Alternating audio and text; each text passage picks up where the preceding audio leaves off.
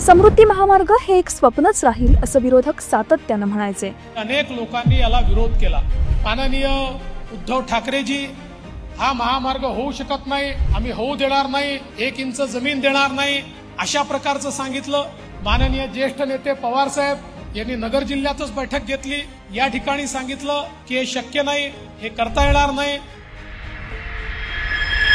पण हे स्वप्न देवाभाऊंनी सत्यात उतरवून दाखवलंय। महामार्गाचं काम पूर्ण झालं आणि विरोध करणारेही श्रेय लाटण्यासाठी पुढे आले। एखादा प्रकल्प 15-20 वर्ष प्रलंबित ठेवण्याची सुरू असलेली रीत देवाभाऊंनी मोडून काढली। अनेक लोकांना हे स्वप्न वाटायचं, अनेकांना असं वाटायचं कदाचित सुरू करतील आणि मग 10-20 वर्षांनी पूर्ण होईल, पण मला पूर्ण विश्वास होता की हे काम रेकॉर्ड टाइम मध्ये आम्ही पूर्ण करून दाखवू। देवाभाऊंनी समृद्धी महामार्गाचं स्वप्न पाहिलं आणि ते सत्यात उतरवलं।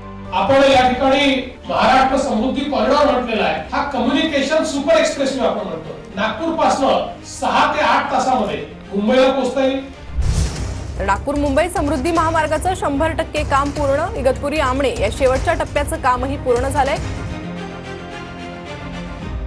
701 किलोमीटरचा महामार्ग देवाभाऊंनी प्रवाशांच्या सेवेत उपलब्ध करून दिला। समृद्धी महामार्ग आता पूर्ण क्षमतेने सुरू होतोय। आज समृद्धीमुळे मराठवाडा आणि विदर्भ मुंबईला केवळ 8 तासात जोडला जातोय। हा महामार्ग 14 जिल्हे आणि 392 गावांमधून जातोय, ज्याचा मोठा फायदा कृषी आणि औद्योगिक क्षेत्राला होणार आहे। अशक्य वाटणारी गोष्ट देवाभाऊंनी शक्य करून दाखवली आहे।